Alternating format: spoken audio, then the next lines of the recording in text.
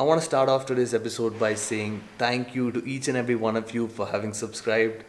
We have crossed the 100 subscriber mark. So thank you very much, guys. You guys are truly awesome. Let's go. Good evening, Salam Namaste. The time now is 10:01. Welcome to another segment of Fast Track Campus Talk with your host friend Ronnie for the next 1 hour to entertain you with some fast numbers and pass on some informative tips. So guys, boys and girls, start calling me on 17683209 and let's have some fun. Stay tuned to 104.2 Voice FM with Ronnie and let's come back after the number Musu Musu Hasi Diu Malay Musu Musu Hasi Diu. Enjoy. So what you heard right there was a clip of when I used to be a radio jockey 11 years ago. Damn, I feel so old while saying that. So I was born and raised in a small island country called Bahrain. So when I was in 11th grade, one afternoon I get back from school. My parents tell me that I have to audition for a radio jockey job. Everything is done on the phone. So I pick up the call, speak to the person on the other side. He asked me to do a mock-up of what it would be like if I was on the radio.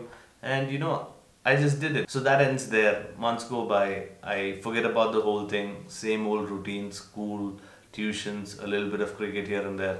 And that's pretty much it. I forget about the whole episode. Just to give you guys a little bit of context, I had auditioned for the first ever Indian radio station in Bahrain. And Bahrain is a very small country. I think there was just one other English radio station and an Arab one. And this was the launch of the first Indian radio station, so thousands of people had auditioned from what I'd heard. Another usual day, I didn't have tuitions, so I stayed back at school to play cricket. And a few minutes into practice, I see my dad outside the ground waving at me. And I go up to him and he tells me, "They call from the radio station, you have been picked and today is the launch." And I remember the journey back home. It was probably a 20-minute journey and it felt like hours. I started to get real nervous because what the hell was I supposed to say? I was just a kid who was playing cricket a few moments ago and now I am going to be on the radio and there's going to be a lot of people listening to me. I started to get real nervous and I started to freak out because what am I supposed to do? I don't have any training, any preparation, and I was like, this is it, this is how I'm going to die.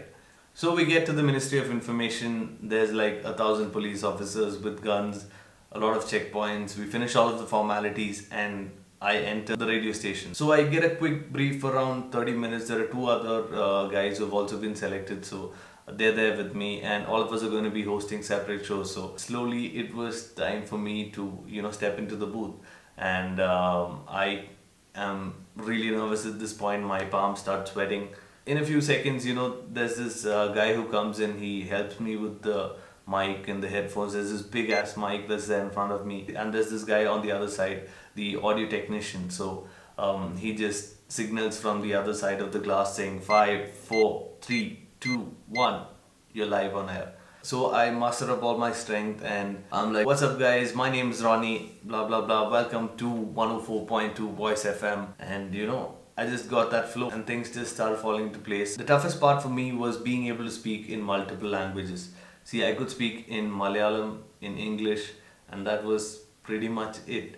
The thing about being in Bahrain is that it has a large expat community and the majority of people speak in Hindi. Like my Hindi is really messed up that if you ask me to say, my name is Ronnie, I'm gonna be like, "Mera naam Ronnie hai, haan, who?"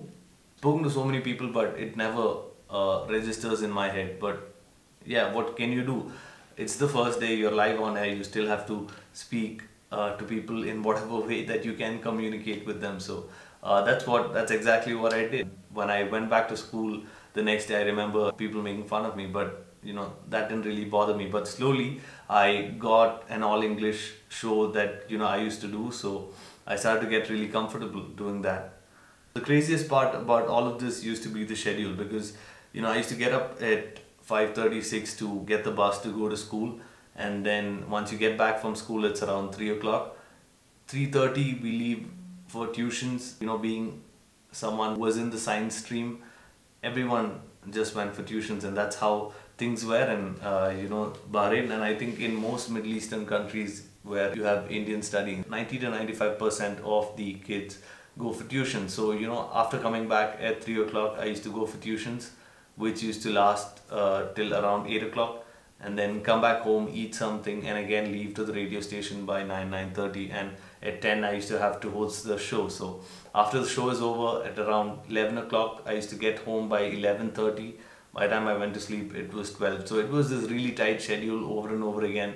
When I used to come back home, my parents used to prepare the content for the next day's show. But yeah, they've been really supportive about the whole thing. For almost a year and a half, I did that show every night at 10. And even though the schedule was really hectic, I really enjoyed every moment of me being in front of that mic and being able to speak to people. And I think it was at that age that I really understood that I really enjoyed talking to people and connecting with people, and that's one reason why I'm pursuing YouTube as well right now. I got to meet a lot of amazing people, some celebrities, and it was my moment of fame, a very short moment. It really made me a little popular in school as well. So it was pretty cool. Everyone was really nice to me because I used to be on the radio. So yeah, stuff like that. Anyways guys, so that's how your boy Ronnie ended up being a radio jockey.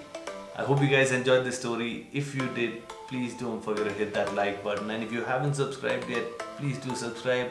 I'll see you very soon on the next episode. Till then, it's goodbye from me.